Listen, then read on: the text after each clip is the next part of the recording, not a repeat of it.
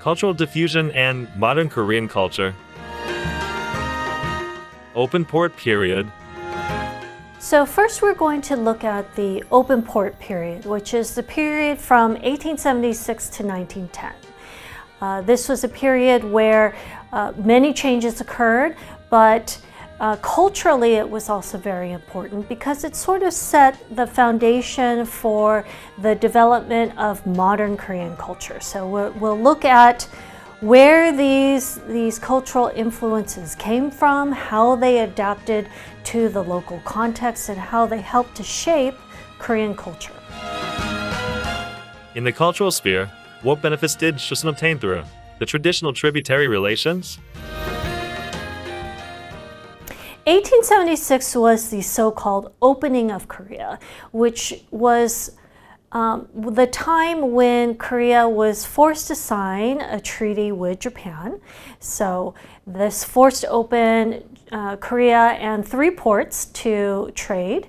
But this is considered to be the opening of Korea because this is also the time period where many different influences started to flow in. So whereas previously during the Joseon Dynasty, the main cultural influences were from China and from Japan, now we begin to see cultural influences coming from all around the world, including many Western countries. Beginning in 1882 was when Korea began to sign treaties with Western countries for the first time, and so this is where we have an influx of different cultural influences. Within Korea, the Joseon Dynasty, as mentioned, had pretty much limited its contact with the Chinese and with the Japanese. There was regular exchange with China and some limited exchange with Japan. And as we discussed in the previous lecture, there was some exposure to Catholicism.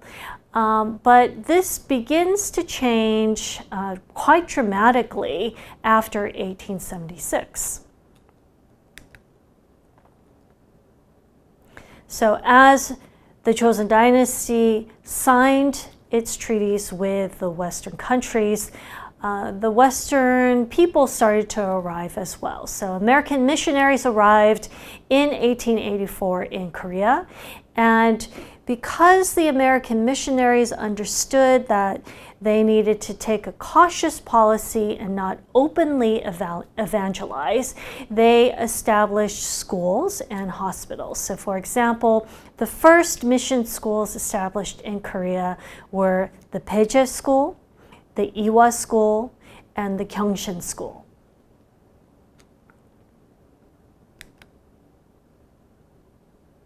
There were also Korean efforts at educational reform.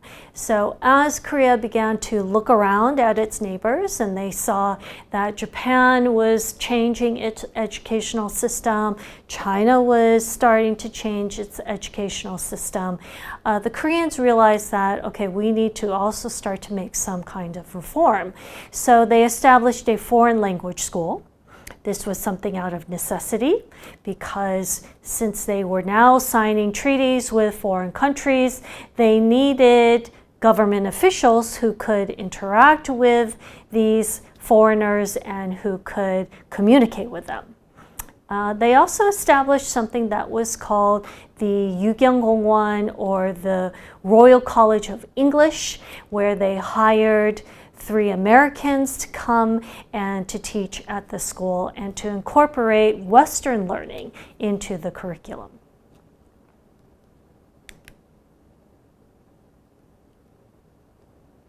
Well, there was also quite a bit of development of Seoul and the port cities. So with the signing of the Ganghwa Treaty in 1876, the ports of Incheon, Wonsan, and Busan were opened up. And as these ports were open to trade, the cities then started to develop around them as well. So we see that in Seoul, many of the foreigners, they took up residence in the capital, and as a result of that, there was the development of electricity, electric cars, markets started forming to facilitate trade, and then the missionaries also started to open up medical facilities. This was also a time when Koreans began to feel compelled to define Korean culture and what it meant to be Korean.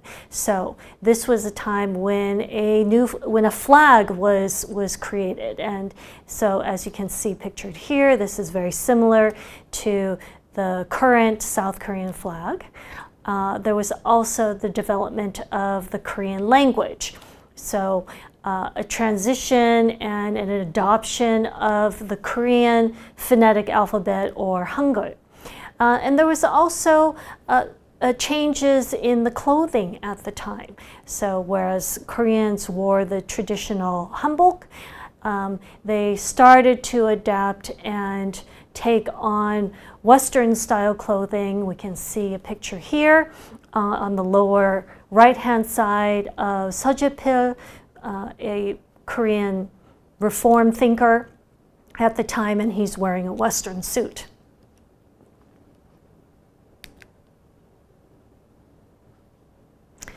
And as Koreans began to further define what it meant to be Korean and what Korean culture was, they then began to export this and showcase them at world expos. So for example, there was the Chicago Expo in 1893, the one in Paris in 1900, and another one in Vietnam in 1902. These are the keywords for this class: treaty, open port, Korean versus Western, education, nationalism,